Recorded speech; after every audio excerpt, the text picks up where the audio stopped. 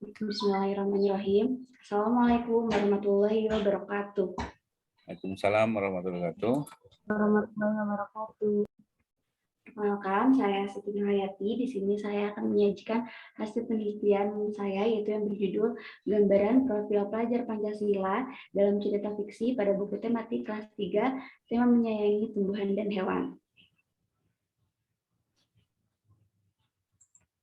Nah, latar belakang penelitian ini yaitu Undang-Undang Nomor 20 Tahun 2003 menjelaskan pendidikan adalah usaha sadar dan terencana untuk mewujudkan suasana belajar dan proses pembelajaran agar peserta didik secara aktif mengembangkan potensi dirinya untuk memiliki kekuatan spiritual, keagamaan, pengendalian diri, kepribadian, kecerdasan, akhlak mulia, serta keterampilan yang diperlukan dirinya, masyarakat, bangsa, dan negara. Jadi, tujuan pendidikan itu sendiri adalah untuk membentuk generasi yang seutuhnya, yaitu yang memiliki kecerdasan, sikap yang baik, dan juga keterampilan dalam hidup bermasyarakat. Nah, dalam hal ini juga agar proses pembelajaran tersebut seimbang antara kognitif, afektif atau sikap, dan juga kinerja psikomotorik. Nah, rumusan masalahnya yaitu karakter dalam cerita fiksi yang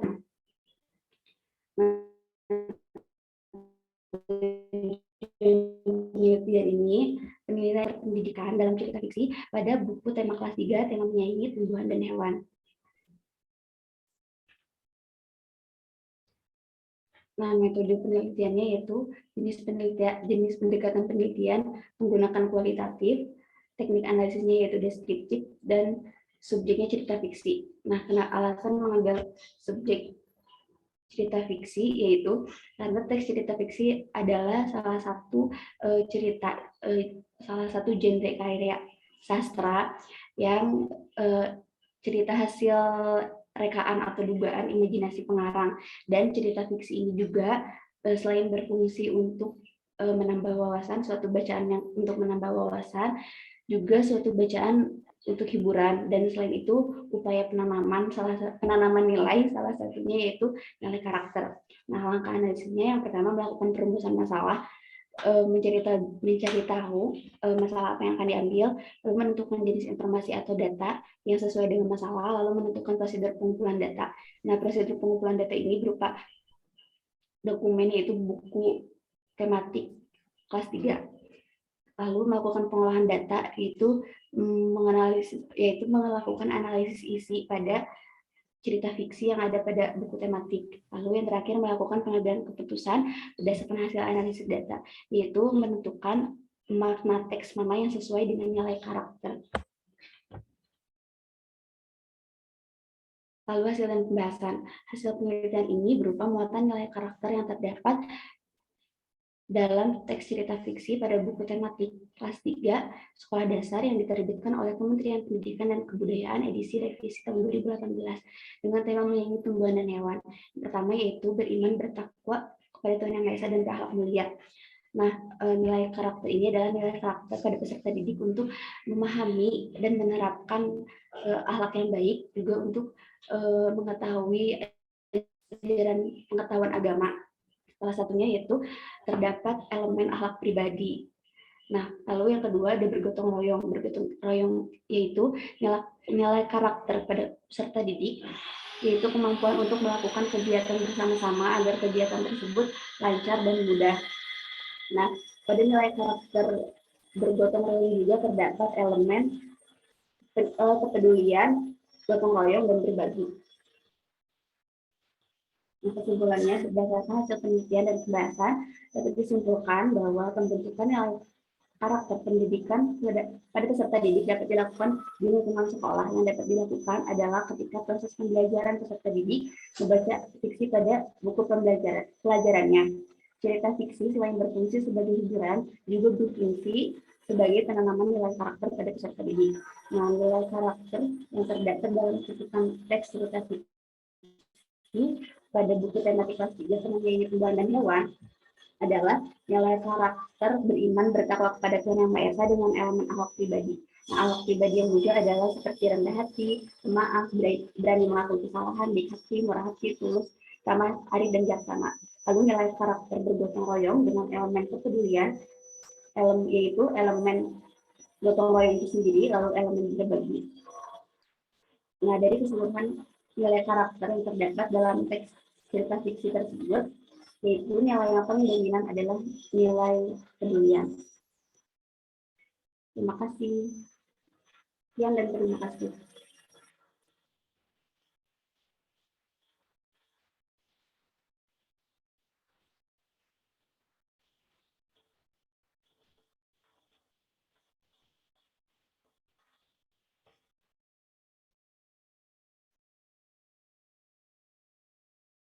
Bapak, Oke, maaf. Siti boleh buka slide kesimpulan nggak? boleh. Oke, Bapak. di slide kesimpulan itu baris keberapa ya? 1, 2, 3, 4, 5, 6. Saya mau tahu dong, tumbuhan dan hewan sekolah dasar itu apa ya? Itu Pak, jadi kan ini tema menyanyi tumbuhan dan ih, salah Bapak, salah nulis. Ke bawah aku tuh tadi mau menghapus ini yang sekolah dasarnya ya Pak. Mau menghapus Bapak lupa, Jadi beneran harusnya deh. apa sih? Harusnya apa? Harusnya tema penyayangi tumbuhan dan hewan adalah nilai karakter yang beriman gitu Bapak. Sumpah aku mau Oh, hapus saya kira lagi. kamu mau bikin ini jenis tumbuhan dan hewan baru gitu. Enggak Bapak, iya Allah Bapak maafi. Grogi, jadi lupa. Berarti itu salah tulis ya? Berarti itu mestinya dihapus gitu ya? Iya, iya. Di artikelnya kira-kira sama nggak ya? Tapi kalau yang kesimpulan ininya mah kayak aku ini sendiri Pak. Nggak, maksud saya kalau di kesimpulan di PowerPoint ini sama nggak dengan Ya, kesimpulan yang ada di artikel kamu? sama. Sama, berarti ada menyayangi tumbuhan dan hewan sekolah dasar gitu. Nggak tahu deh, tapi lupa aku Pak. Coba share, coba share. Jadi Takutnya gimana sama, Pak? takutnya sama. Ini stop share dulu gitu. Iya boleh stop share terus pindah ke yang itunya. Share screen lagi ya Pak. Tadi saya sudah seneng Ini. banget itu. Hebat nih ada tumbuhan dan hewan sekolah dasar. Saya jadi pengen Ih tahu Bapak. apa sih itu. Maafin Bapak. Orang saya nggak tahu, makanya saya tanya. Iya ada sekolah dasar. Oke, berarti sama kan? Iya berarti Harusnya aku yang bagaimana salah. itu?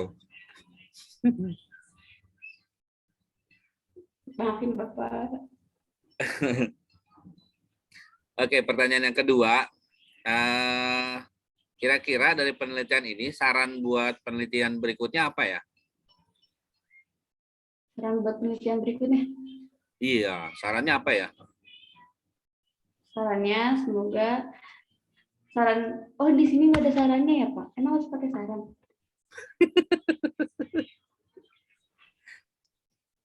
Emang kan penelitian kamu aja dibilang tidak semua memiliki apa nilai karakter kan? Ada yang tidak kan?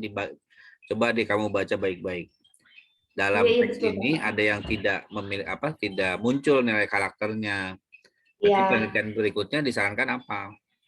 Sarankan semoga kayak mencari subjek penelitian yang nantinya memunculkan nilai karakter yang lebih banyak lagi atau mungkin semuanya. Iya, berarti tambahin.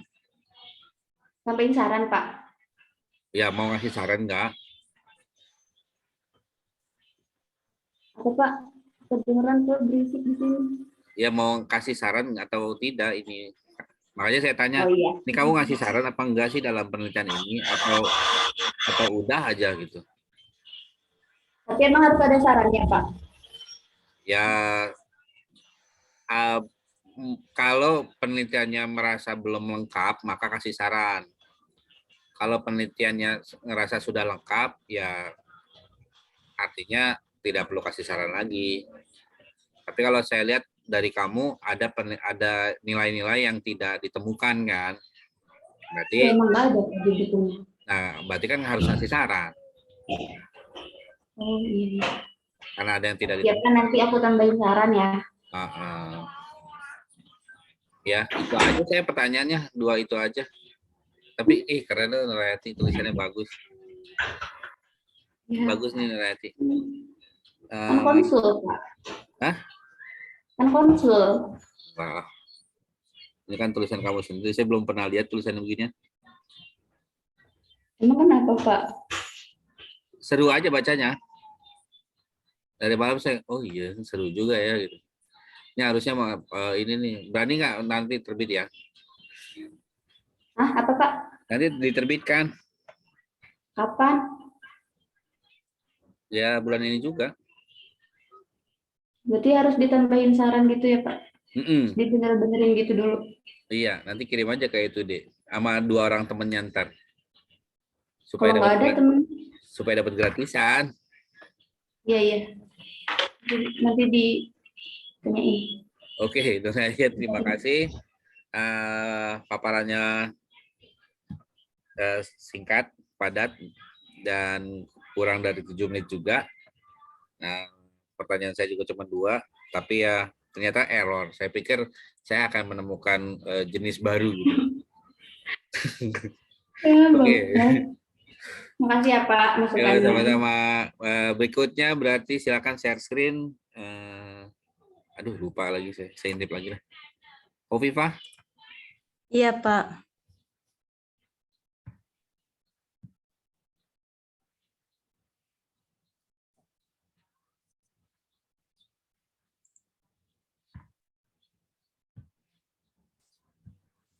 Oke.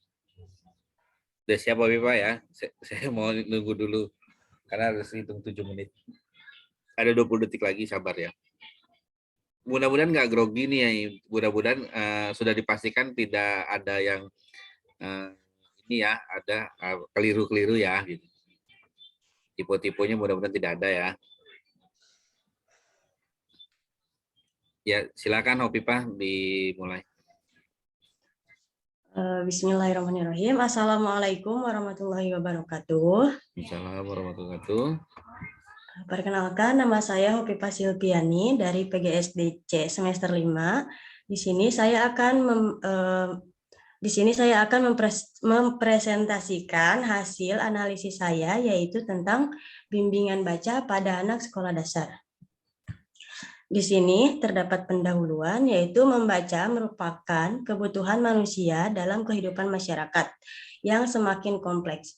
Kemampuan membaca secara formal dilaksanakan dalam kegiatan belajar mengajar di sekolah. Dalam membaca permulaan, anak dituntut untuk mengenal huruf, suku kata, dan kalimat. Tujuannya adalah agar siswa memiliki kemampuan memahami dan menyuarakan tulisan dengan intonasi yang wajar. Sebagai dasar untuk dapat membaca lanjut, serta anak dapat membaca kata-kata dan kalimat sederhana dengan lancar dan tepat, menurut Nurjannah 2014. Lalu ada juga metode penelitian. Metode yang diambil dalam penelitian ini yaitu penelitian ini merupakan jenis penelitian eksperimen. Penelitian eksperimen merupakan suatu kegiatan percobaan yang dilakukan untuk melihat ada atau tidaknya pengaruh intervensi atau perlakuan terhadap perubahan perilaku sasaran, yaitu target behavior. Nah, di sini juga ada tahapan-tahapan intervensi, yaitu yang pertama, konseling behavior kepada orang tua, merupakan potensi dan hambatan yang dimiliki siswa berdasarkan hasil psikotes. Peneliti memberikan pengertian dan penjelasan tentang permasalahan yang siswa hadapi. Peneliti mengarahkan kepada orang tua untuk mencari jalan keluar dari permasalahan siswa tersebut. Lalu yang kedua ada bimbingan belajar dengan metode baca-baca. Peneliti memberikan pelatihan di rumah maupun online kepada siswa, yaitu siswa kelas dasar, untuk melakukan belajar, ya, baik itu sama orang tua ataupun sama siswa, sama gurunya masing-masing. Yang selanjutnya ada hasil dan pembahasan. Hasil dan pembahasan, hasil asesmen didapatkan bahwa siswa memiliki kecerdasan yang tergolong rata-rata. Siswa memiliki cara berpikir yang realistis, tetapi siswa kurang mampu menangkap hal-hal penting yang seharusnya siswa kerjakan. Dengan kondisi demikian dapat membuat siswa kurang mampu berkonsentrasi ketika di kelas. Nah, kemampuan siswa dalam hal tersebut belum berkembang secara maksimal, sehingga dalam mengerjakan suatu tugas, siswa mampu memahami tugas yang diberikan, tetapi cenderung kurang berusaha dan mengerjakan semaunya saja. Nah, di sini ada kesimpulannya. Dalam kesimpulan analisis tersebut, siswa mengalami permasalahan kemampuan membaca. Siswa mengalami permasalahan kemampuan membaca permulaan yang kurang. Hasil asesmen yang telah dilakukan didapatkan data bahwa subjek merupakan sebuah anak terakhir dari sebuah keluarga yang selalu terpenuhi keinginannya, sehingga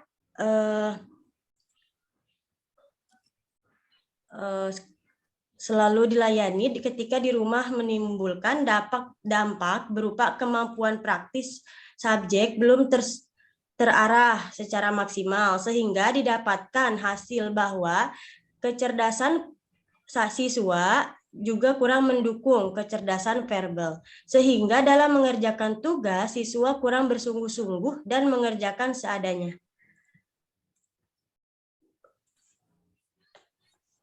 Terima kasih. Udah gitu. Iya, Pak. Belum kirim ininya ya, Word-nya ya, Iya, berkas-berkasnya. belum, Pak. Jadi saya baca apa?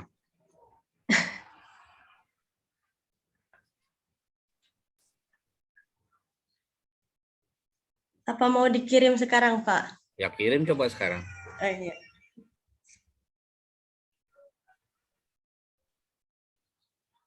Kalau penelitian eksperimen itu biasanya ada hipotesis. Karena saya nggak baca artikelnya, berarti Hopipa jelaskan ya hipotesisnya apa ya.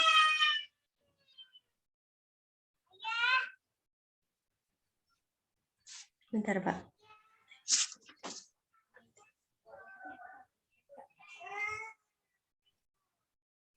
Saya langsung jawab apa ngirim dulu, Pak? Oh, terserah tuh, kan kamu bisa sambil mikir, sambil mengirimkan. Tenang aja. Teman-teman kamu setia kok nungguin.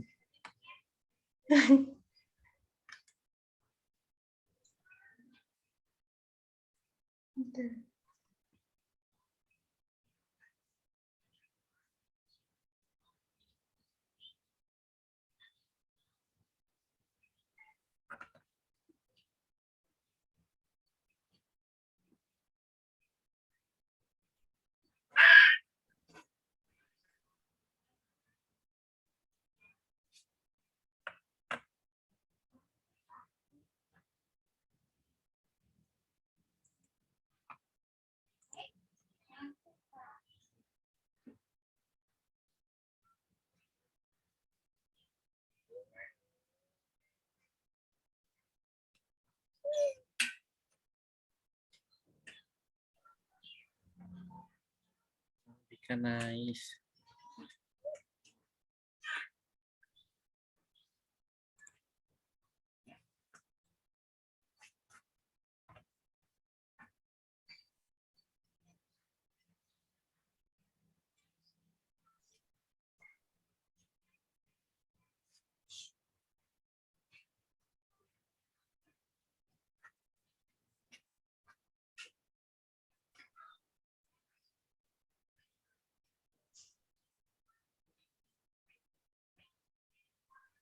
Untuk yang lainnya, kalau yang belum mengirimkan, tolong ya dikirimkan ya.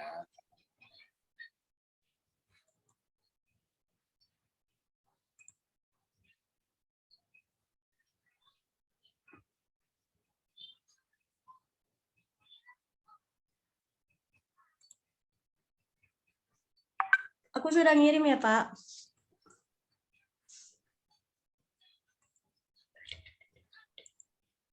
Ya, dijawab. Kenapa?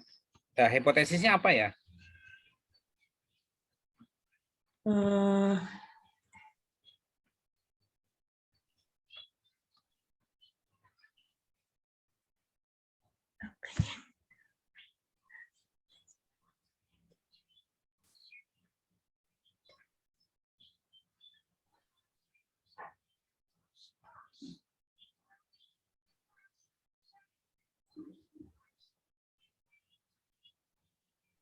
apa ya?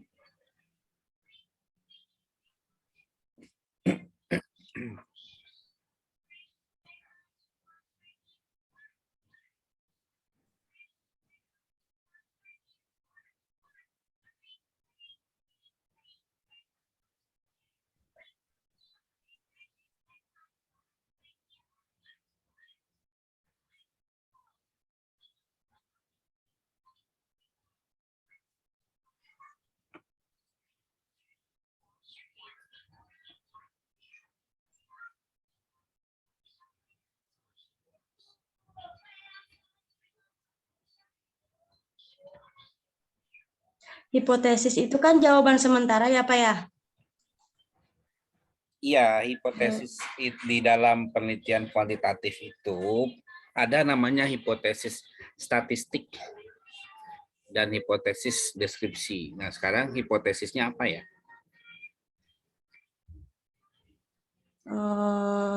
Kan di sini yang dicari itu bagaimana efektivitas bimbingan belajar. Terus dan konseling behavior orang tua dalam meningkatkan kemampuan membaca permulaan anak. Jadi kayak apa sih? Apa sih cara belajar anak itu dengan cara seperti apa? Kamu nanya.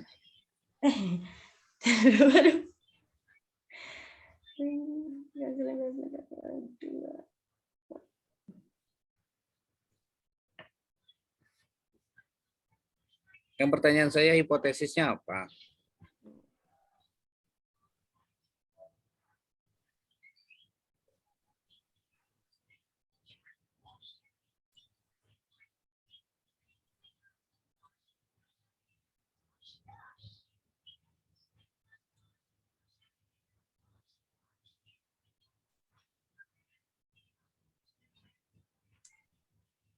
Oke, kalau hipotesis nggak bisa jawab, pertanyaan saya berikutnya. Tolong tunjukkan uji statistiknya.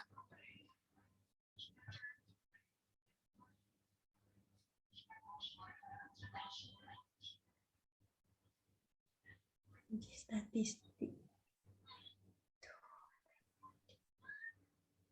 Makin bingung. Kalau makin bingung, pertanyaan ketiga.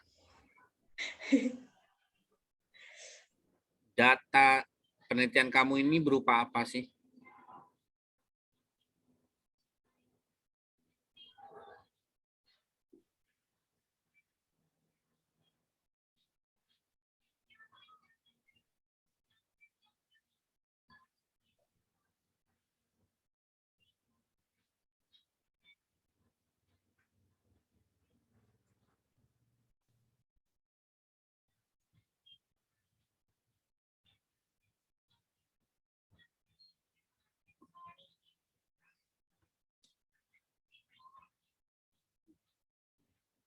Nggak tahu juga.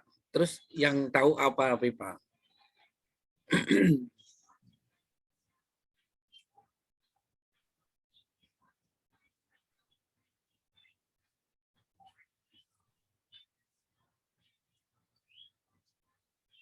Kenapa saya nanyanya langsung tajam? Pertama, antara judul dengan tujuan penelitian itu jauh sekali.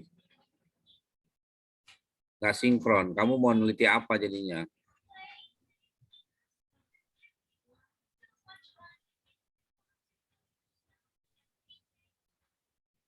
Saya share screen.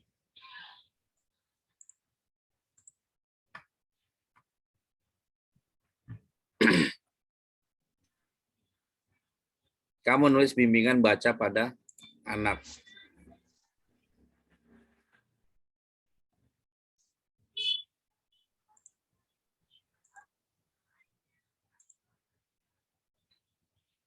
Kemudian tujuan kamu adalah menguji dua metode ini. Metode baca-baca, lalu konseling behavioral. Kemampuan diukur untuk kemampuan membaca. Datanya apa? Lucunya, kamu bilangnya ini eksperimen.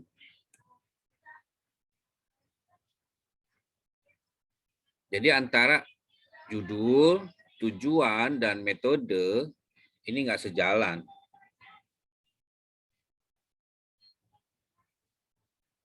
Ini beneran penelitian atau bukan, Afifah? Ngambil dari ini Pak, jurnal-jurnal yang udah ada terlebih dahulu. Kalau jurnal-jurnal yang ada terlebih dahulu, apakah namanya eksperimen? Bukan Pak. Namanya apa?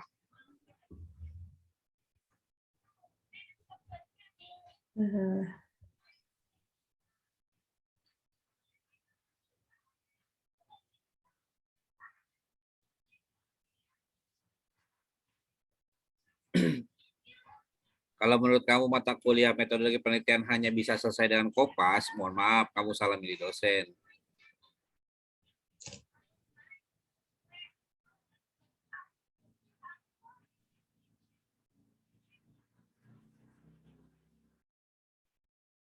Ini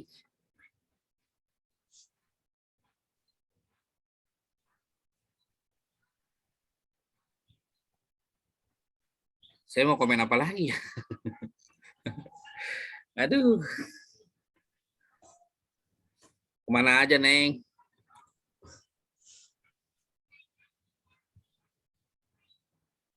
Yang lain tuh sampai malam lu. Bahkan tadi malam juga ada. Itu. Meskipun saya batasi sampai jam 8 karena besok mau ujian. Gitu. Jadi ini apa jadinya yang mau diujikan apa gitu. Ini beneran tulisan kamu atau tulisan kopas-kopas sih? Apa sih, kan dibaca dulu terus diganti Pak. Iya kan, kalau dibaca kemudian ada studinya, bukan eksperimen dong. Eksperimen tuh kamu ke orangnya. Orangnya siapa? Saya masih nanya data loh, terus orangnya siapa? Anak-anak yang mana? SD mana yang mau kamu teliti? Ini di sini anaknya nggak ada, apa-apanya nggak ada. Berani lagi nulis ini eksperimen. Kalau menuliskan eksperimen, misalnya eksperimen pada tumbuhan, ya tumbuhannya ada. Eksperimen pada kelinci, ya kelincinya ada. Gitu. Eksperimen pada tikus, tikusnya ada. Nah, ini kan lucu, nyebut eksperimen tapi anaknya nggak ada. Apa yang dieksperimenkan? Berarti ini bukan penelitian nih. Dengan kata lain, kamu satu semester ini tidak ngapa-ngapain.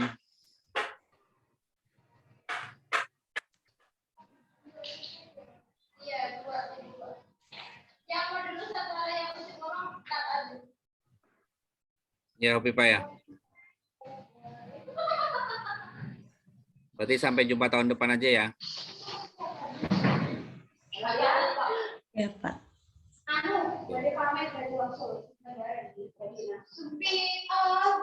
Saya nggak tahu harus nilai apa untuk Kopipa, karena ini bukan penelitian.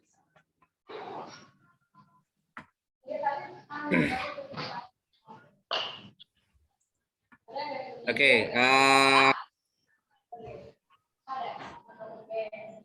selanjutnya, Inggit udah ada belum? Ada Pak. Inggit udah siap belum? Kayaknya harus ada yang saya mute dulu deh. Ah, kenapa? Bentar.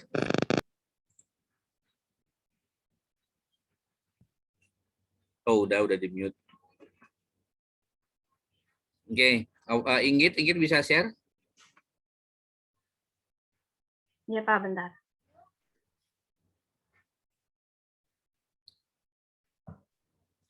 Ini sebelum berlanjut ya, sebelum ada kejadian sama, ini benar penelitian sendiri nggak, Git?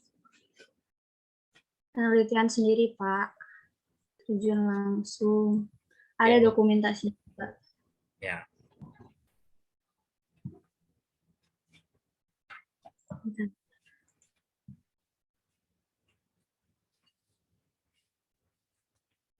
Ya, Inggit. Assalamualaikum warahmatullahi wabarakatuh. Ya Pak, Ya, silahkan. gimana? Ya, maaf ya Pak, ngeduluin. Bismillahirrahmanirrahim. Assalamualaikum warahmatullahi wabarakatuh. Di sini saya perkenalkan, saya Gitu Pasari dengan NIM H192642 akan menyajikan hasil penelitian saya yang berjudul Tantangan Belajar Peserta Didik Kelas 3 SD Negeri Kota Batu 8 saat PTM terbatas. Nah, adapun latar belakangnya, pandemi COVID-19 melahirkan fenomena yang mengguncangkan seluruh dunia secara umum, dikarenakan telah mempengaruhi segala aspek kehidupan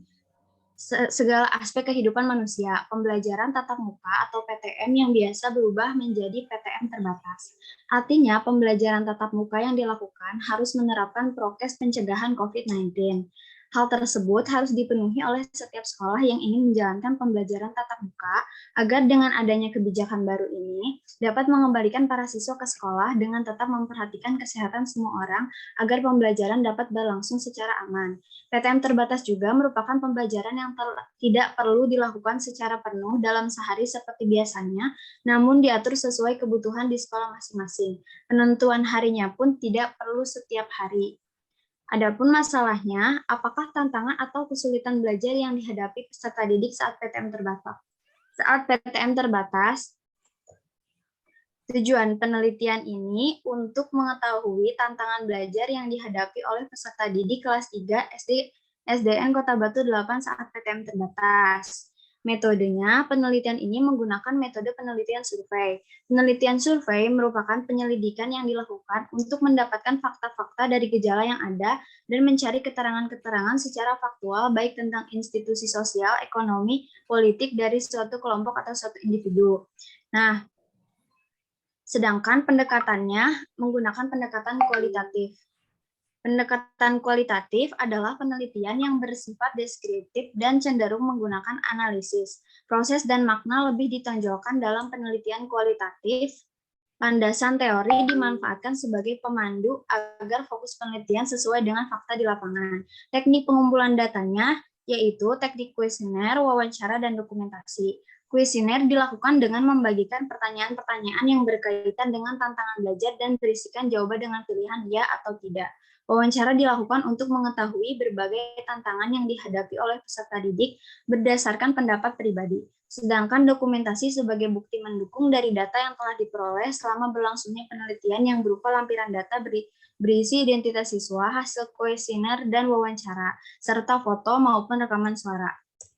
Selanjutnya, hasil dan pembahasan. Berdasarkan hasil penelitian, didapati bahwa tantangan belajar peserta didik SD Negeri Kota Batu 8 saat PTM terbatas yaitu sulitnya menjaga jarak antar sesama teman, masih sulit menghindari kerumunan, masih sering lupa untuk tidak bersentuhan atau memegang tangan teman atau guru, merasa kurang bebas selama menggunakan masker, masih sering membuka tutup masker karena sesak, masih sulit menerapkan kebiasaan untuk rajin mencuci tangan, peningkatan rasa stres dan jenuh karena pembatasan aktivitas selama berada di sekolah.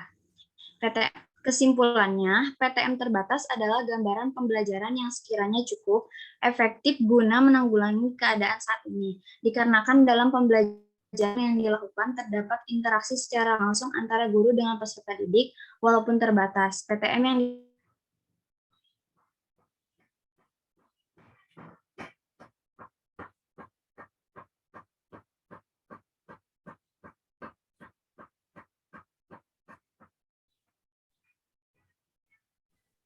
maaf ya Pak, keluar.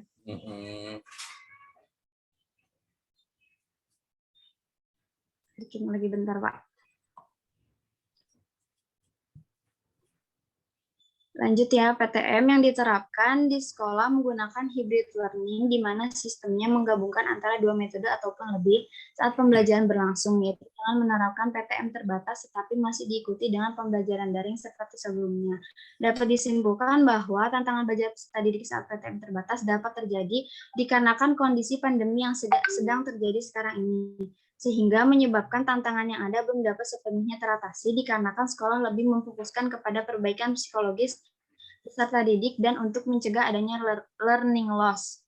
Jadi untuk tantangan yang dialami oleh peserta didik ini lebih kepada guru dan orang tua yang bisa terus mengingatkan serta mengedukasi peserta didik atau anaknya agar belajar membiasakan diri dalam kondisi seperti ini sampai kondisi membaik nantinya. Selesai, Pak. Oke, makasih, Git. Pertanyaan pertama. Tadi kan kamu pakai teknik survei ya. Saya pengen tahu dong mana yang paling dominan yang menjadi tantangan. Oh, sebelumnya, maaf saya kasih pada pertanyaan yang sebelumnya dulu deh. Gini, tadi kan kamu menyebutkan ya tantangannya apa-apa saja. Kalau boleh tahu itu ada berapa sih? Ini kan Pak? Ya, tantangannya ada berapa sih? Dihitung tantangannya. Iya kan kamu mau apa mensurvei tantangannya kan? Iya. Ya dihitung atuh. Kan disurvei. Kayak Family 100, survei membuktikan ada berapa gitu kan. Kayak Family 100 ada 6 jawaban teratas kan gitu kan. Berarti kan ada 6. Nah, sekarang tantangan yang kamu survei ada berapa sih sebenarnya? 7. Ada 7. 7. Nah, itu sudah ya. Diurut belum? Mana yang paling tinggi, mana yang paling rendah? Menurut jawaban responden. Itu sulitnya menjaga jarak. Itu paling tinggi. Sama teman ya, Pak? Sulitnya menjaga jarak? Antar sesama teman. Oke. Yang paling tingginya berapa persen? Yang paling tingginya dari angket berarti? Iya, kan kata kamu jawaban kayak gini. Kamu pernah nonton Family 100 nggak? Enggak kayaknya. Nggak nonton? Pernah. Nah. Kan di Family 100 tuh misalnya ya ada 8 jawaban teratas. Yang jawaban nomor 1 itu poinnya lebih besar. Itulah jumlah respondennya yang menyatakan punya jawaban yang sama atas jawaban nomor 1. Nah, kalau misalkan kamu yang paling tinggi adalah menjaga jarak antar sesama teman, berapa persen yang jawab itu? Cek di jurnalnya, Pak, bentar.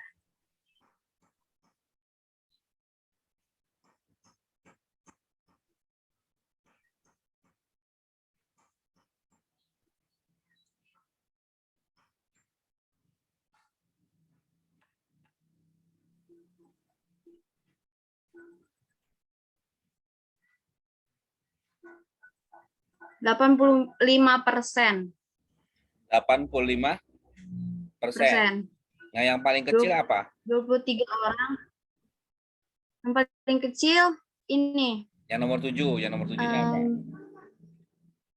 Ini udah diurutkan sama kamu? Apa ngacak? Ngacak ini, Pak, sesuai pertanyaan yang dikasih waktu itu urutannya. Ya berarti nanti diurutin. Diurut dari yang paling tinggi ke paling rendah. Nah, sekarang yang paling rendah apa sih? Yang paling rendah. Bentar, Pak.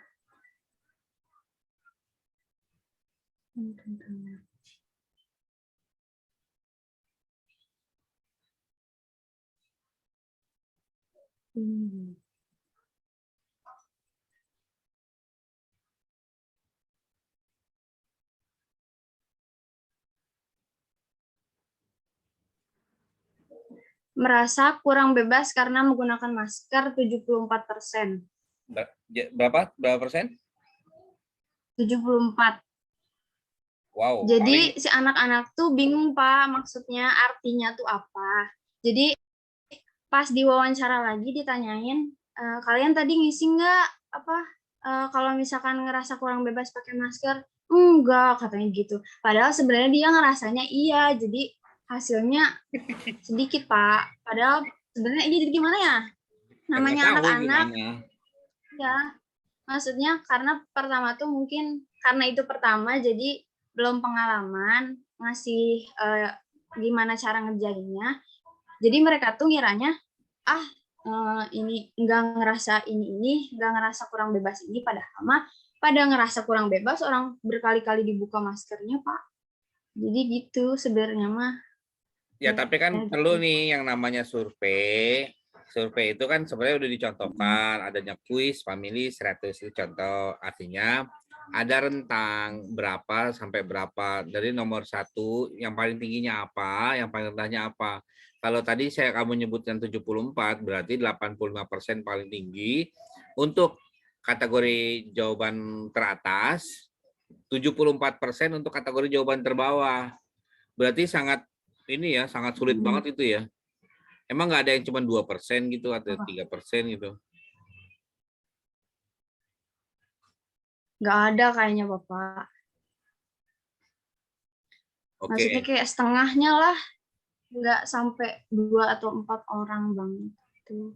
Ya, kan 74% juga itu lebih dari setengah.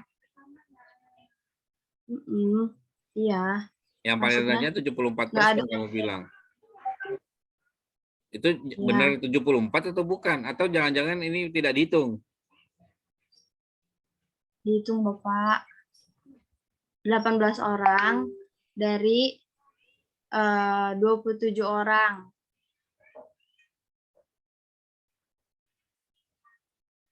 Itu Pak. Kalau gitu saya Itu cek deh. hasilnya segitu. Maaf ya, ini hanya mengecek dari pertanyaan yang pertama dan kedua. Menjaga jarak 89%.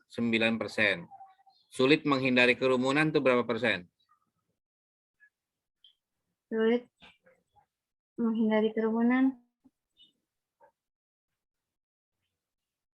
85. Sering lupa untuk tidak bersentuhan. Bentar Pak. Sini Kak.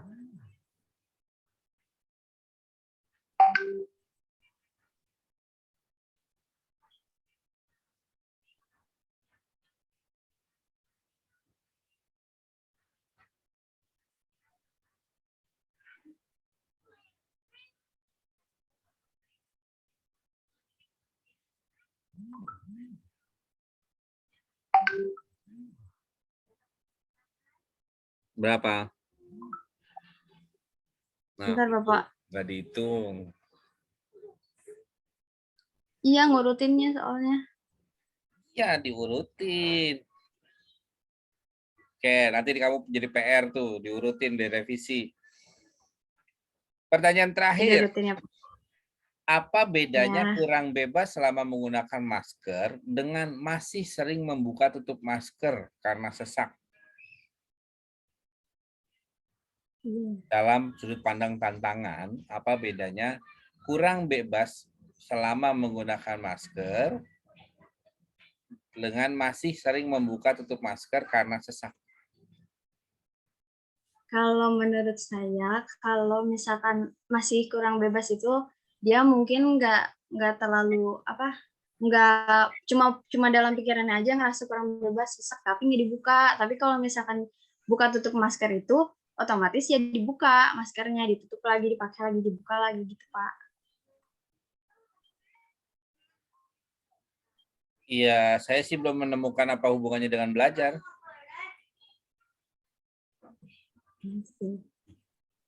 Tantangan yang dihadapi saat PTM terbatas. Pokoknya kalau yang berhubungan sama belajar mungkin ini Pak kayak beban tugas lebih sedikit, iya lebih sedikit. Tapi kan bukan tantangan jatuhnya yang berhubungan sama belajar.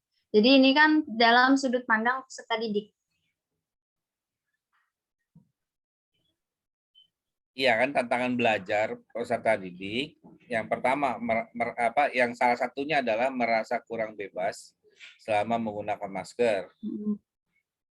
Tantangan belajar peserta didik yang berikutnya adalah masih sering membuka tutup masker.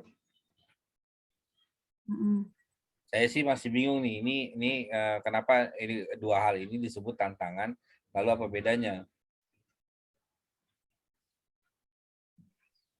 Antara kurang bebas sama masih sering membuka.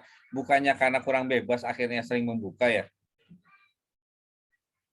Iya sih, Pak. Terus ini kenapa? Sama sih intinya. Berarti salah ya, Pak? Nanti Ya, diperbaiki. khawatirnya adalah kamu mengkelompokkan belum mengkategorikan. Khawatirnya ya. Kalau sama juga kayak misalnya sulit menjaga jarak dengan menghindari kerumunan. Dalam kuesioner kamu melakukan pengkategorian nggak? Kategorian apa, Pak? Pengkategorian. Jadi ini misalnya kan setiap pertanyaan responden itu masuk kategori apa sih? Oh ini jarak nih. Kalau jarak kan ditanya kesulitan pribadi, lalu yang menghindari dengan kerumunan gitu kan. Itu kan masih sama tuh tentang jarak apa namanya? Jarak siswa ya. Itu. Kemudian makanya ini Nggak bikin, Pak, kategorinya. ya itu dia yang coba dipertajam lagi dari hasilnya. Khawatirnya kamu menemukan kategori-kategori khusus gitu. Jadi tantangan belajarnya mungkin secara kasat mata iya harus jaga jarak, kemudian tidak boleh menyentuh teman, tidak bisa bermain berkerumun, itu mungkin ya. Jadi tinggal pakai bahasa yang asik aja. Yang tadinya bermain nggak bisa karena nanti berpotensi berkerumun. Kerja kelompok juga nggak bisa. Kemudian yang dulunya boleh cium tangan guru gitu ya, atau salaman dengan teman, sekarang nggak bisa. Lalu agak risih dengan menggunakan masker. Akhirnya dia sering buka tutup gitu. Jadi sering buka tutup tuh dampak, bukan tantangannya. Itu hasil. Bukan tantangan jadi berarti.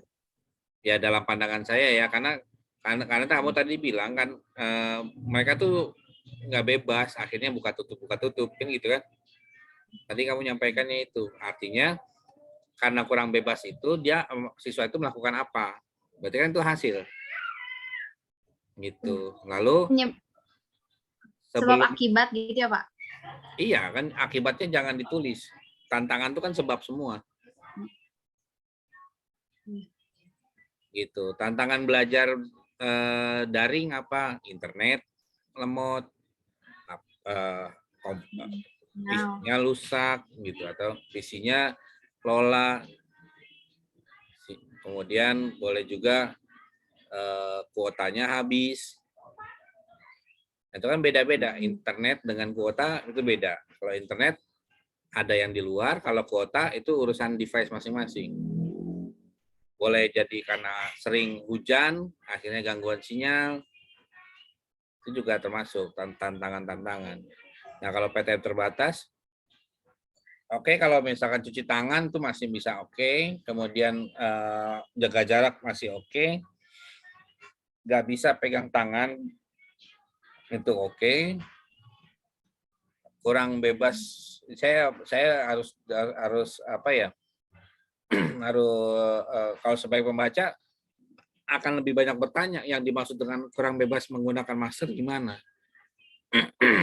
Gitu loh. Apakah masker itu harus diputer-puter gitu kan? Jadi yang disebut kurang bebas itu apa gitu kan? Kalau pakai masker mah pakai begitu ya, Tapi yang disebut kurang bebas apanya gitu. Nah, itu nanti dijelaskan lagi lebih detail gitu. Definisi dari kurang bebasnya. Menurut saya sih itu, jadi di hasilnya dari kuesioner kamu tolong dikelompokin gitu. Terus masukkan. Kategoriin ya Pak. Kamu kan nanya ya sama ke peserta didik ya. Nanya ke peserta didik. Nah, ini pertanyaannya tidak perlu ditulis, Neng. Langsung aja dijelaskan bahwa iya. pandangan mereka. Jawabannya aja. Iya. Lalu jangan lupa ya, yang namanya survei itu berurut dari yang paling atas hingga paling rendah. Udah itu aja. Betul Pak. Ya, itu aja deh. Itu dulu yang diperbaiki karena lumayan banyak diperbaikinya. Oke, gitu aja Ngit. Terima kasih. Terima kasih Pak. Selanjutnya adalah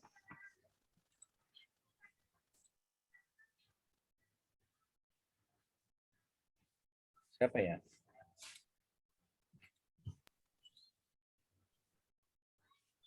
Alfatma ya. Alfatma, silakan share screen.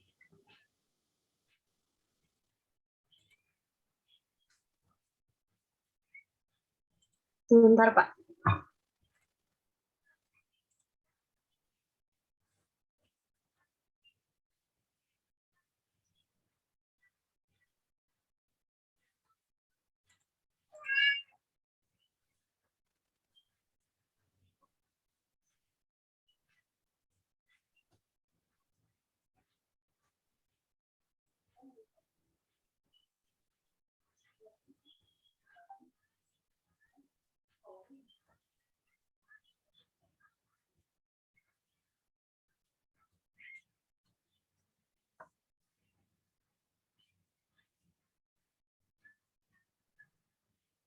Bapak dimulai ya.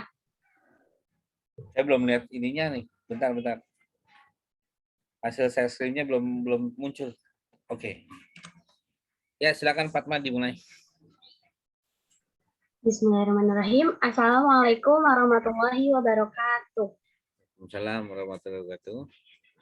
Sebelumnya, terima kasih kepada Bapak yang telah mempersilahkan saya untuk mempresentasikan hasil penelitian saya. Sebelumnya, perkenalkan, nama saya Alfatma Nisa Suhendi dengan NIM H1910781 dari Program Studi Pendidikan Guru Sekolah Dasar Fakultas Keguruan dan Ilmu Pendidikan Universitas Juanda. Baik, judul penelitian saya kali ini yaitu strategi guru dalam pemahaman rangkaian listrik di kelas 6 SDN Sirnagali 2. Selanjutnya yang pertama adalah latar belakang. Setiap sekolah dapat dilihat kualitasnya berdasarkan tenaga pendidik. Seorang pendidik atau guru sangat berperan penting dalam proses pembelajaran. Oleh karena itu, guru harus memiliki strategi dalam proses pembelajaran. Seperti dalam pembelajaran IPA dalam materi rangkaian listrik di kelas 6, pendidik di kelas tersebut memiliki strategi untuk menciptakan pembelajaran yang berarti untuk siswa. Kemudian, rumusan masalah saya ambil yaitu bagaimana strategi guru dalam mengajarkan materi mengenai rangkaian listrik di dalam kelas. Selanjutnya ada tujuan penelitian. Tujuan penelitian ini untuk mengetahui sejauh mana strategi yang digunakan guru dalam materi rangkaian listrik di kelas 6 SDN Sirnagali 2. Kemudian metode yang saya gunakan yaitu pendekatan kualitatif, metodenya studi kasus, kemudian teknik analisisnya itu deskriptif, dan datanya itu diambil dari observasi, wawancara, dan kuesioner. Nah, pendekatan kualitatif ini, penelitian yang bersifat deskriptif cenderung menggunakan analisis. Nah, metode studi kasus ini merupakan analisis mendalam yang dilakukan secara lengkap dan teliti terhadap individual atau kelompok.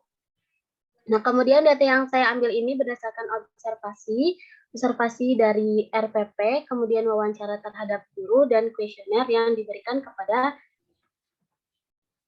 siswa. Selanjutnya, dan pembahasannya ini yang pertama ada gambaran pembelajaran sebelum pandemik dan saat pandemik sampai dengan new normal. Kemudian materi IPA di kelas 6, ada ragam metode pembelajaran rangkaian listrik. Kemudian strategi guru dalam mengajar IPA, materi rangkaian listrik di kelas 6 SDN Nagari 2. Yang pertama ada gambaran pembelajaran sebelum pandemik dan saat pandemik sampai dengan new normal. Nah, pembelajaran sebelum pandemik ini berdasarkan penelitian yang saya lakukan itu berlangsung aktif dan tingkat kepahaman bagi peserta didiknya itu sangat baik. Sedangkan saat pandemi sampai dengan new normal, keaktifan peserta didik dan tingkat kepahamannya pun menurun.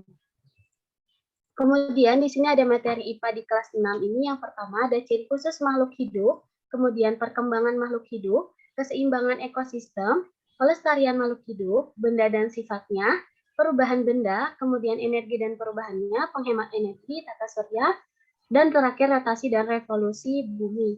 Nah, materinya itu saya fokuskan di energi dan perubahannya dengan subtemanya itu materi rangkaian listrik. Nah, materi rangkaian listrik ini ada seri dan paralel. Nah, sumber yang biasa digunakan oleh gurunya itu biasanya melakukan praktik pembuatan rangkaian seri atau benda yang ada di sekitar. Kemudian ada ragam metode pembelajaran rangkaian listrik. Yang pertama itu ada PJBL, demonstrasi, kemudian eksperimen. PJBL ini adalah Project Based Learning. Project Based Learning ini merupakan metode pembelajaran berbasis proyek atau kegiatan sebagai media. Nah, jadi peserta didik ini mengekspor untuk menghasilkan berbagai bentuk hasil belajar. Kemudian demonstrasi ini bagaimana metode pembelajarannya itu, guru itu memeragakan atau mempertunjukkan kepada peserta didik proses dari yang sedang dipelajarinya. Kemudian yang ketiga ini ada eksperimen. Eksperimen ini adalah metode pembelajaran percobaan untuk membuktikan suatu pernyataan. Jadi diajukan pertanyaan terlebih dahulu, kemudian dijawab itu berdasarkan eksperimen. Kemudian di sini yang terakhir ada strategi guru dalam mengajar IPA, materi rangkaian listrik kelas 6 SDN Nagari 2, ada strategi guru dalam pembelajaran sebelum pandemik, dan juga ada pembelajaran saat pandemik sampai dengan new normal. Nah, yang pertama ada strategi sebelum pandemi ini, bahan ajarnya itu berasal dari buku tema dan buku paket IPA. Jadi guru itu menggunakan buku tema yang dimiliki oleh siswa, kemudian buku paket IPA ini yang guru memiliki buku paket IPA itu sendiri. Kemudian menjalin interaksi dengan cara tanya jawab terhadap peserta didik, kemudian melakukan praktik pembuatan rangkaian seri ini, dan yang terakhir selalu melakukan evaluasi dengan memberikan soal. Kemudian strategi saat pandemi sampai dengan new normal itu bahan ajar berasal dari buku tema dan video pembelajaran. Bisa dilihat perbedaannya, tadi sebelum pandemi itu berasal dari hanya berasal dari buku. Pada saat pandemi dan new normal ini, guru menggunakan bahan ajarnya itu video pembelajaran yang diambil dari YouTube ataupun video pembelajaran yang dibuat oleh guru. Kemudian pendekatan terhadap siswa, karena pandemi ini pembelajarannya itu jarak jauh, jadi guru juga harus melakukan pendekatan kembali terhadap siswa gitu. Terus melakukan praktik pembuatan rangkaian seri, walaupun pembelajarannya di rumah, guru tetap melakukan meminta siswa untuk melakukan praktik pembuatan rangkaian seri, dan yang terakhir sama selalu melakukan evaluasi dengan memberikan soal. Kemudian kesimpulan yang terakhir, dalam setiap pembelajaran, guru memiliki strategi untuk mencapai tujuan yang diharapkan. Strategi pembelajaran IPA pada materi rangkaian listrik berdasarkan penelitian ini adalah memberikan bahan ajar sebagai sumber belajar, melakukan pendekatan kepada siswa, melakukan tanya jawab, mempraktikkan pembuatan rangkaian seri, serta melakukan evaluasi. Terima kasih.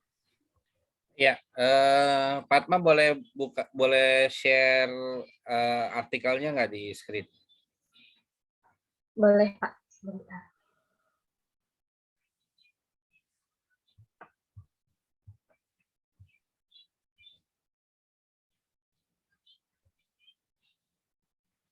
Sudah terlihat, Pak.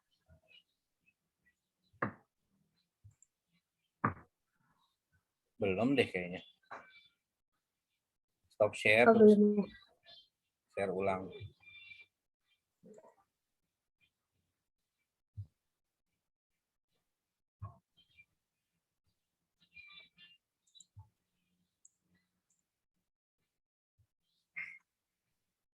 Sudah. Pertanyaan pertama, tolong sebelumnya scroll dulu ke bagian hasil dan pembahasan.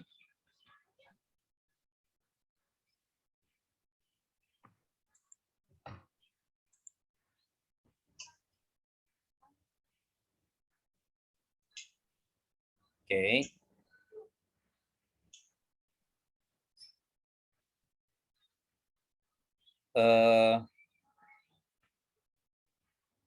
Saya mau tanya nih, ini kan kamu mau menggunakan subjudulnya gitu. Pertanyaan saya adalah, kamu sudah puas belum menjelaskan perbagian subjudulnya? Sudah merasa puas belum?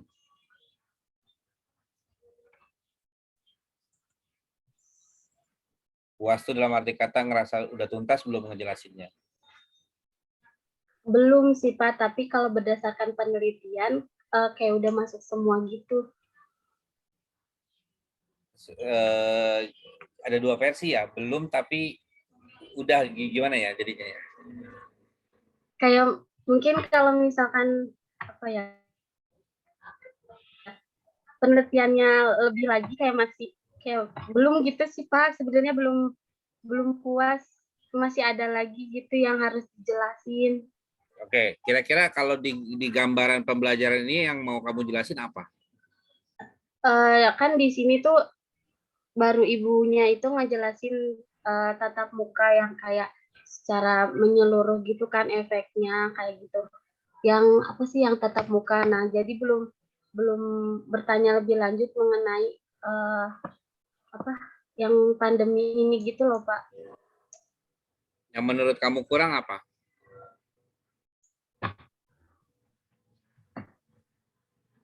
Eh,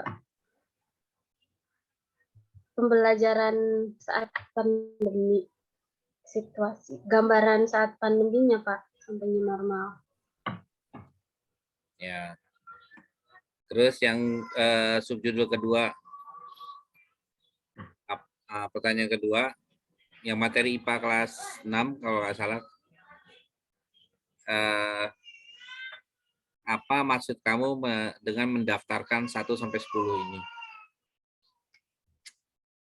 Di sini kan dijelaskan terlebih dahulu materi IPA-nya itu ada apa aja.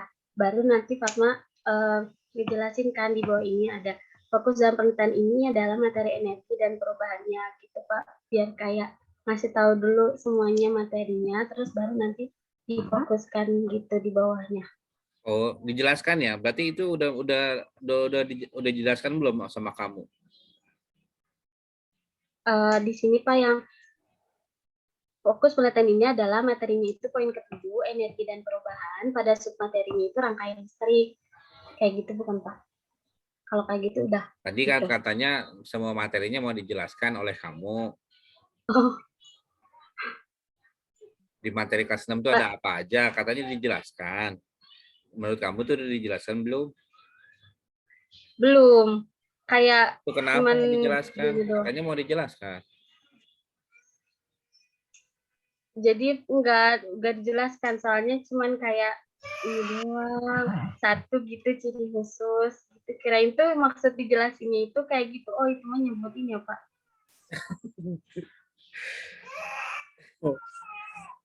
Pertanyaan ketiga. Scroll ke kesimpulan.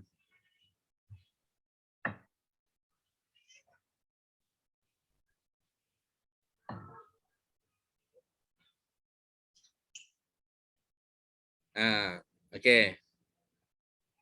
Dari penelitian kamu, yang kamu simpulkan ini. Ada yang mau ditambahin nggak? Mungkin lebih ini kali dibedain strategi pembelajaran IPA sebelum pandemi sama saat pandemi. Kalau ini kan digabungin sama Karma. Yang strateginya yang mana sih? Saya pengen tahu loh. Ini Pak, Nah,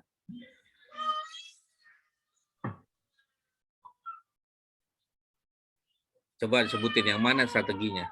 Ada berapa? ada 4. 4 apa saja? Guru itu strateginya itu melakukan bahan ajar sebagai sumber belajar, terus melakukan pendekatan kepada siswa, melakukan tanya jawab, terus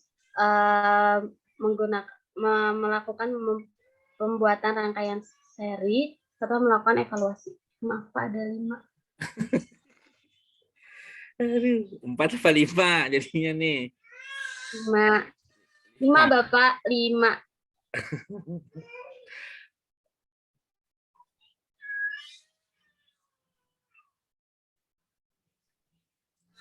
Oke, ini Fatma berikutnya masukan ya, Fatma ya. Saya share screen deh.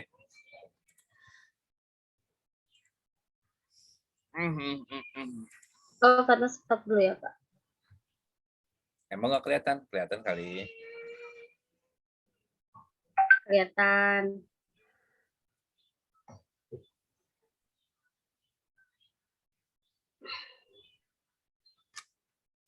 Oke, yang pertama adalah ini masukan ya. Ini tidak boleh dua-dua bahasa seperti ini. Pilih salah satu aja, bahasa Indonesia saja. Itu kita sudah tidak lagi menggunakan istilah-istilah seperti ini. Berasal dari bahasa ini. Wow, enggak, langsung aja strategi itu apa? Gitu. Ya Pak. Kemudian yang berikutnya adalah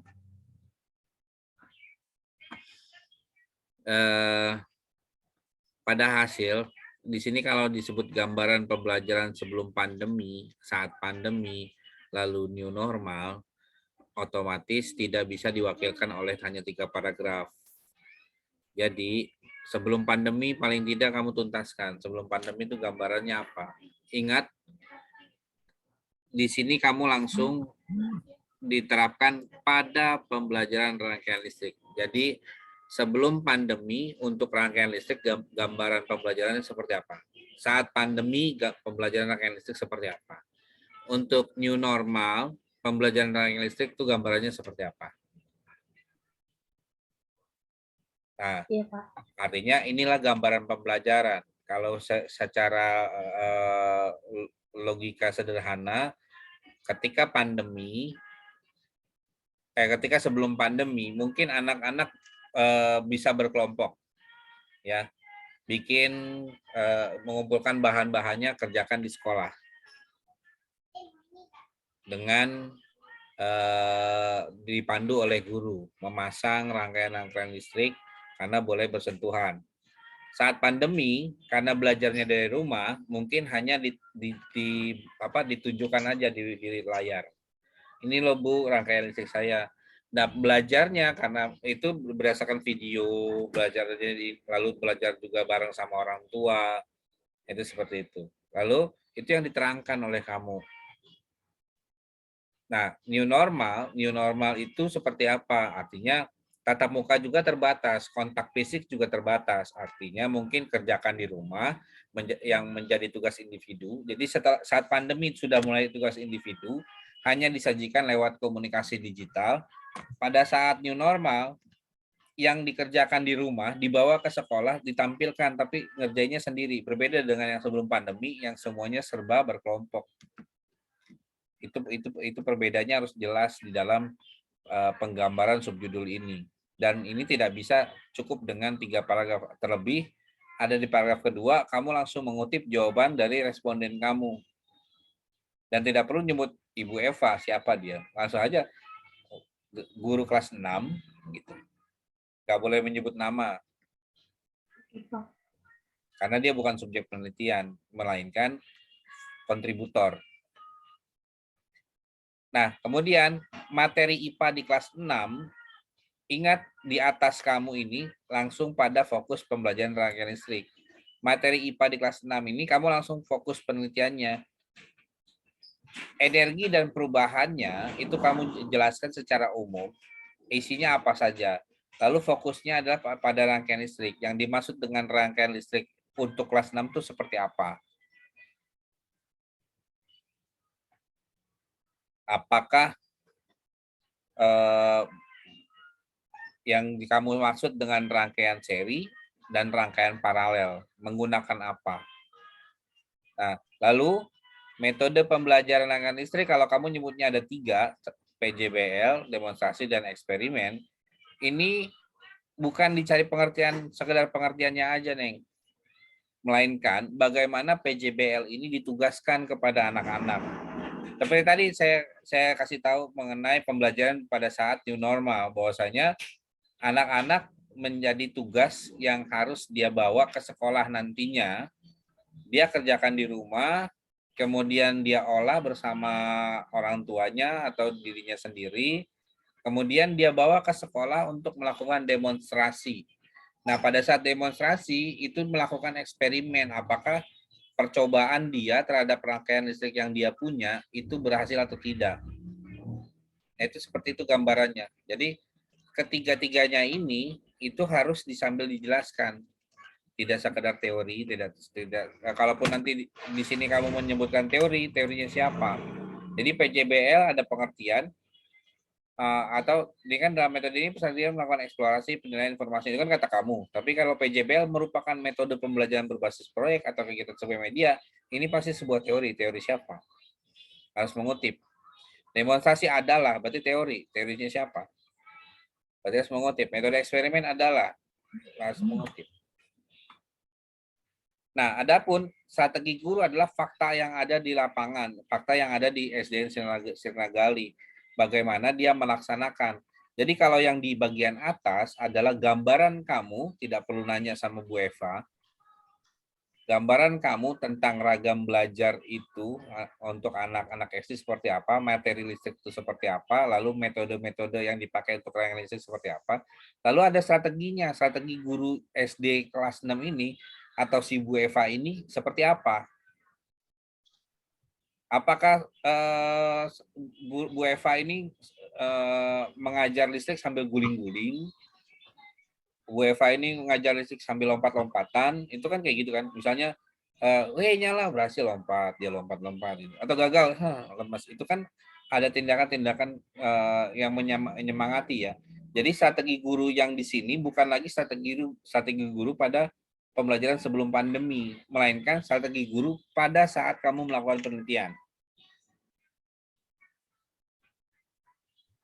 Yaitu observasi berdasarkan tanggal 15 Desember atau bulan Desember lah. Bagaimana kamu melaksanakan observasi di bulan Desember ini, melihat guru tersebut melaksanakan pembelajaran rangkaian listrik.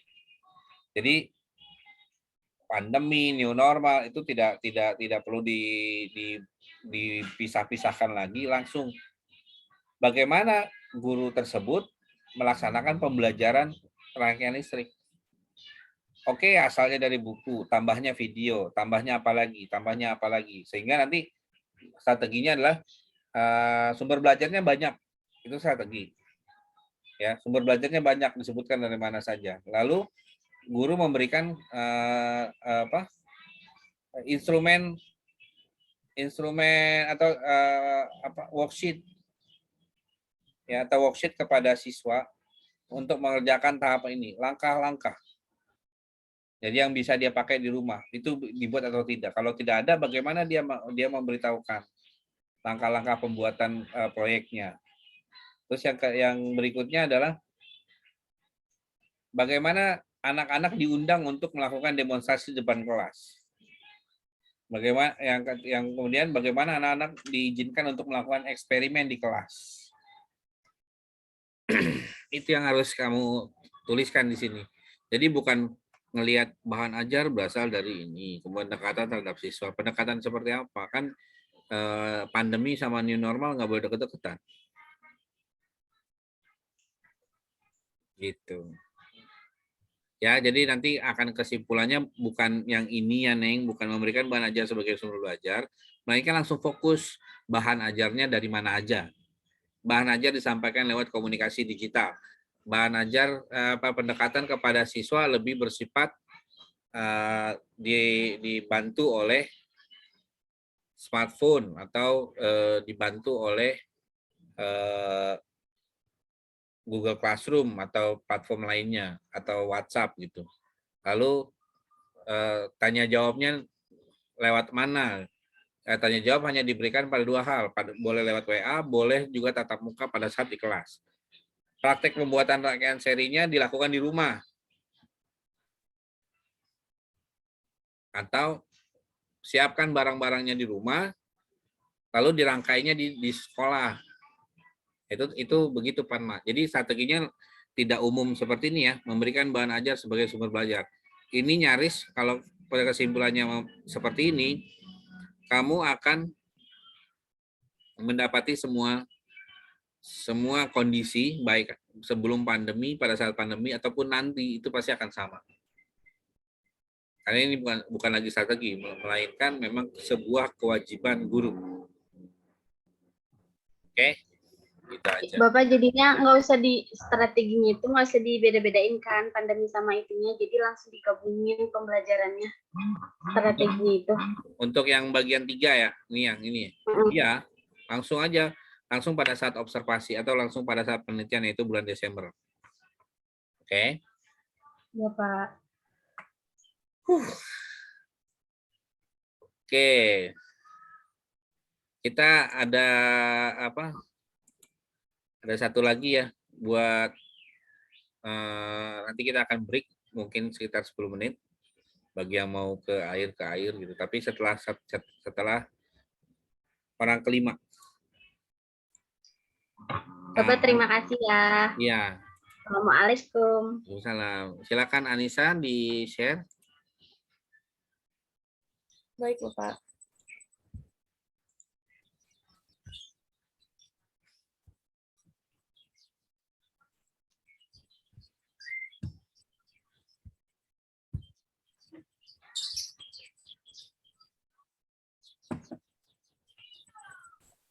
Langsung dimulai sekarang ya, Pak? Iya, boleh. Assalamualaikum warahmatullahi wabarakatuh. Saya Anissa Nurfadila dengan NIM H1911236. Pada hari ini saya akan mempresentasikan hasil penelitian saya yang berjudul Implementasi Pengajaran Guru Terhadap Siswa Kelas 1 Sekolah Dasar dengan latar belakang pendidikan yang berbeda-beda. Latar belakang penelitian saya adalah seringkali saya menemukan anak-anak yang tidak bersekolah TK atau tingkatan sederajat lainnya sebelum masuk ke jenjang sekolah dasar. Ini adalah salah satu faktor penyebab kualitas pendidikan rendah karena kurangnya kesadaran di lingkungan tempat siswa berada. Selanjutnya yaitu rumusan masalah pada penelitian saya, yaitu bagaimana cara guru mengajar di kelas dengan latar belakang pendidikan peserta didik yang berbeda-beda, lalu bagaimana cara guru untuk mengetahui kemampuan masing-masing peserta didik. Tujuan dari penelitian ini yaitu mengidentifikasi cara guru mengajar di kelas 1 sekolah dasar dengan latar belakang pendidikan peserta didik yang berbeda-beda dan mengidentifikasi cara guru untuk mengetahui kemampuan masing-masing peserta didik. Metode penelitian pada penelitian saya menggunakan pendekatan kualitatif dan menggunakan metode penelitian deskriptif. Subjek penelitiannya yaitu guru kelas 1 sekolah dasar. Objek penelitian adalah kegiatan mengajar guru di kelas 1 sekolah dasar. Data diperoleh melalui observasi dan wawancara. Hasil dan pembahasan.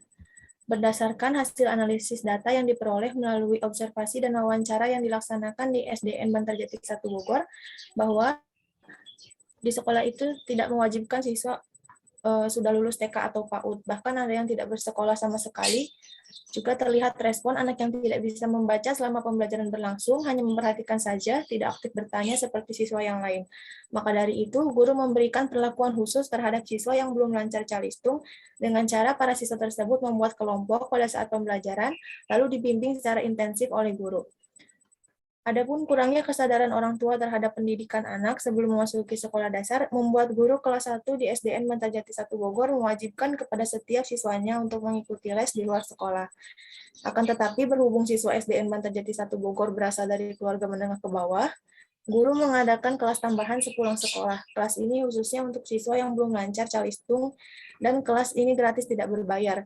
Pada akhirnya hanya guru yang menjadi pemeran utama sebagai pendidik. Kenyataannya pendidikan tidak cukup hanya mengandalkan guru dan sekolah saja, tapi di situ juga ada peran orang tua sebagai pendidik. Kesimpulannya, orang tua sangat peran penting bagi pendidikan anak karena keluarga merupakan lembaga pendidik yang pertama dan utama.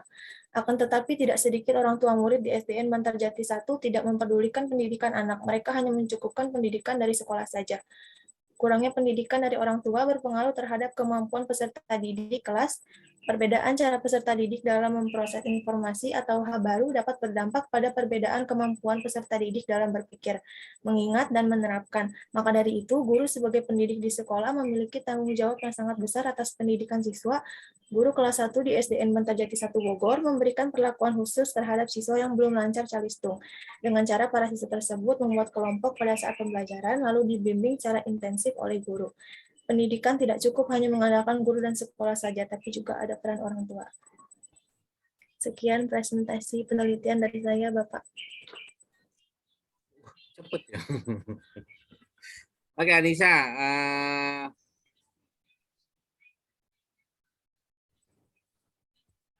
Begini, Anissa. Kamu melakukan telah artikel nggak sih?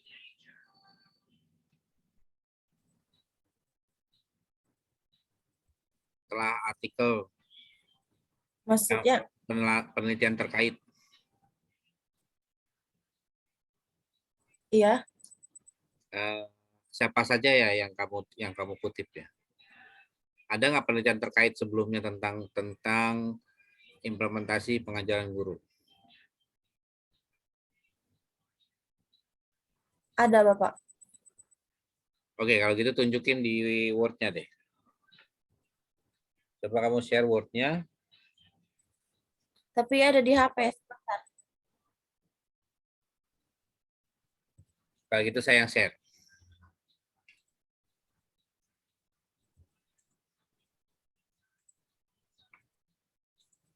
Kelihatan? Ini saya stop dulu ya, Pak. Ya udah kelihatan belum? Yang mana? Di saya belum.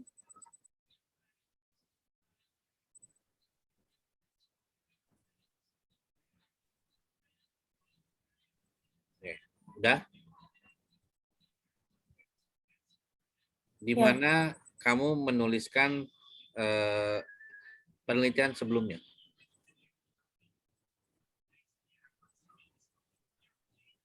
Tidak saya tuliskan, Bapak.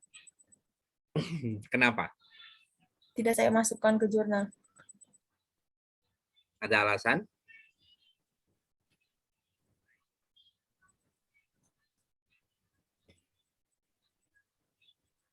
Enggak sih, Pak, emang nggak berniat memasukkan ke jurnal saya. Iya, nggak berniat itu ada alasannya nggak?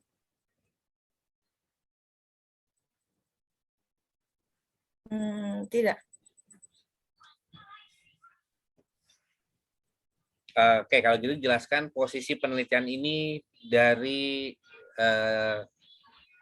dunia keilmiahan. Posisi penelitian ini seperti apa sih? Ini beneran sudah ada atau bagaimana? Atau benar-benar baru gitu? Menurut kamu? Sudah ada, Bapak. Kan saya sebelum-sebelumnya juga kan baca tentang jurnal terkait. Saya menemukan ada 3 deh.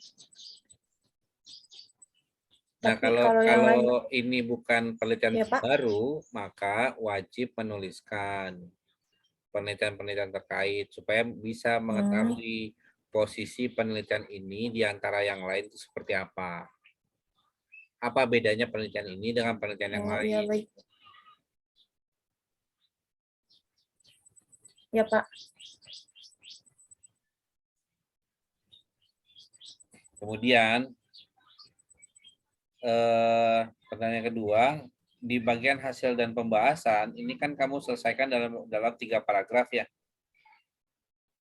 Ya, Dalam 3 paragraf nih. Terus menurut kamu ini sudah semua aspek belum kamu jelaskan?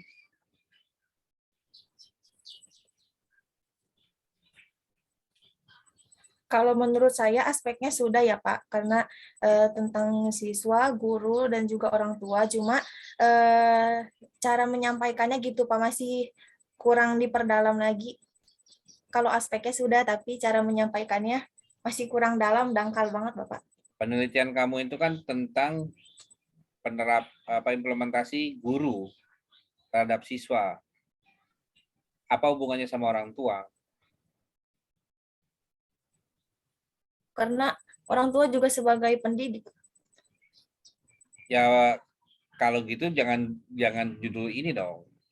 Kalau memang mau mencantumkan orang tua, tambahin orang tuanya. Ini kan kamu cuma guru Iya sama Pak, siswa. siswa. Nah, Iya, katanya kamu aku tuh awalnya kan, ya Pak, awalnya ya aku tuh emang kan memilih judul itu gitu ya. Terus ternyata dari judul yang aku mau sama hasil yang aku dapat di lapangan itu ternyata orang tua malah lumayan berpengaruh besar gitu Pak dari yang hasil aku dapat itu. Berarti judulnya mesti diperbaiki ya Bapak. ya kalau judul diperbaiki ini hilang semua. Pasti nggak akan ada bahasan ini lagi. Apa yang kamu tulis di sini nggak akan ada lagi. Kamu mengganti judul itu berarti mengganti satu paket.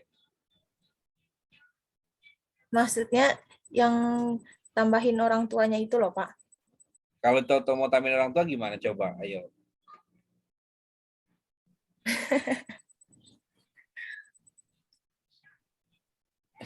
Gimana tambahinnya? Ayo. Bingung juga sih. Bingung nyangkutinnya Bapak. Lah, katanya nggak mau direvisi. Coba revisi. Di mana harus naruh orang tuanya?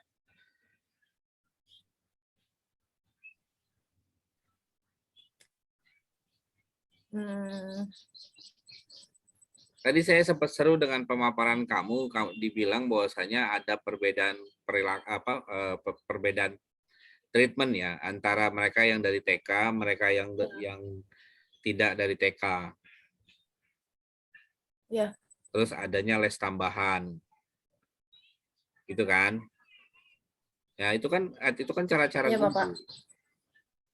Kenapa jadi lebih banyak ngomongin orang tua di sini? Gitu loh. Apa hubungannya orang tua? Nggak ada orang tua hubungannya di sini. Ngapain ikut campur di artikel ini?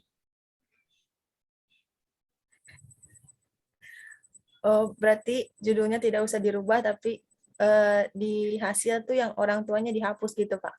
Ya, keluarga buat apa di sini? Orang judul kamu guru sama siswa, berarti kegiatan di sekolah kan? Ya, Bapak. Semua kegiatan sekolah itu yang kamu ceritain.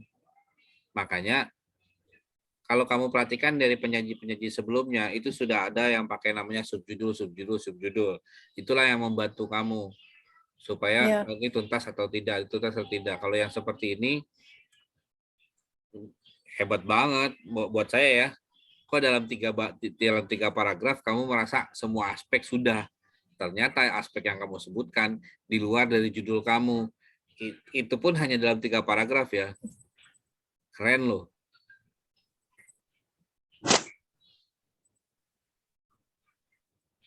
Buat saya keren loh. Karena saya nggak sanggup menjelaskan 3 aspek dalam 3 paragraf.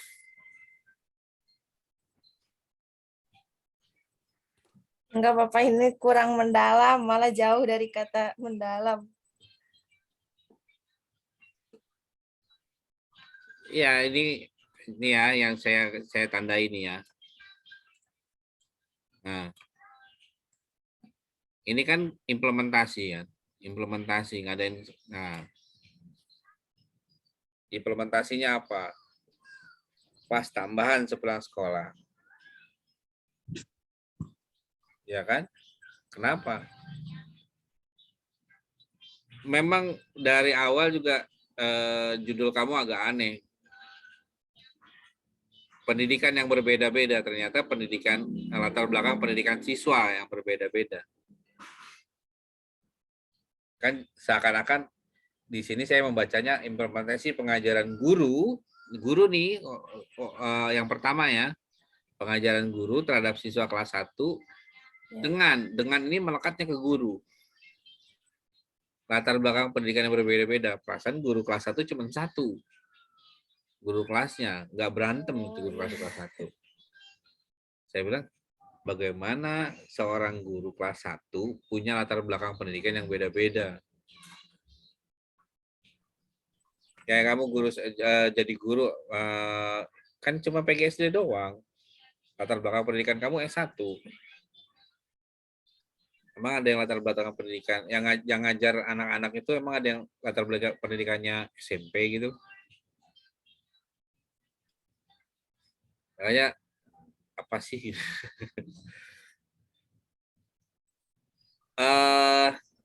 Ini hasil pembahasan menurut saya belum maksimal, dibuat subjudul lagi.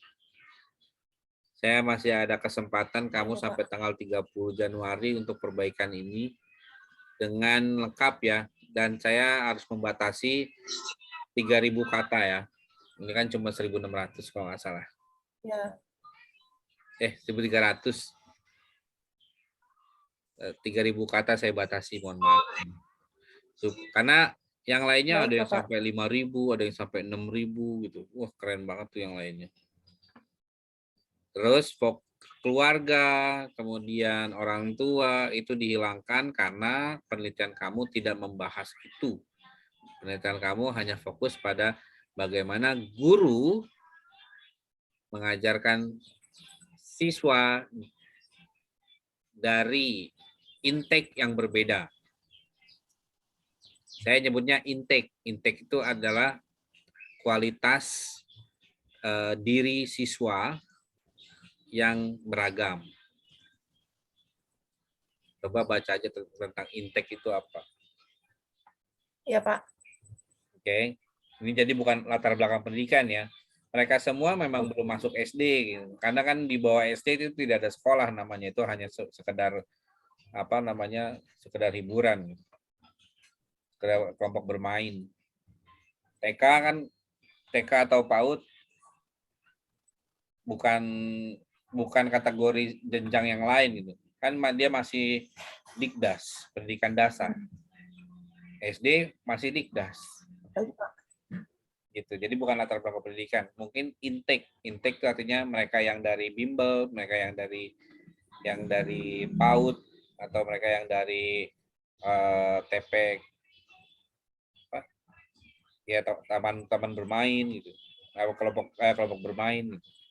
Itu seperti itu, sehingga nanti hasilnya berubah, kesimpulan berubah. Lalu jangan lupa, tolong kalau kamu memang ngerasa artikel kamu telah banyak baca, tolong hargai usaha kamu sendiri dengan memasukkan di pendahuluan, yaitu menyebutkan di mana perbedaan antara artikel yang kamu buat ini dengan artikel yang lainnya. Itu seperti itu. Oke, Anissa, mungkin kamu mau tanya?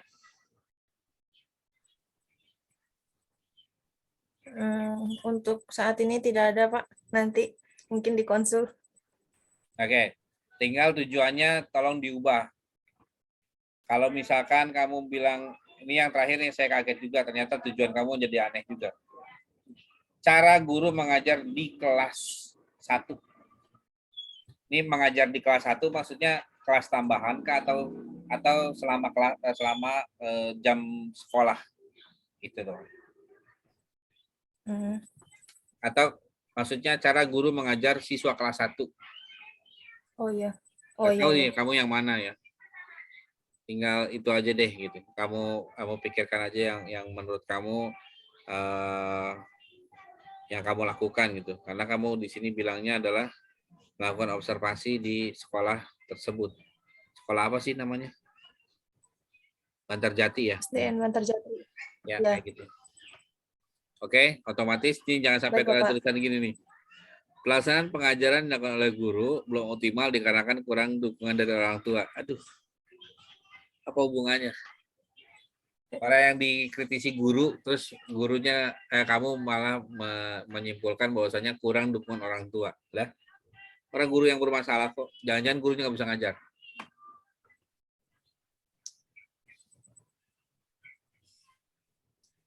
Oke, yang lain kita break dulu ya.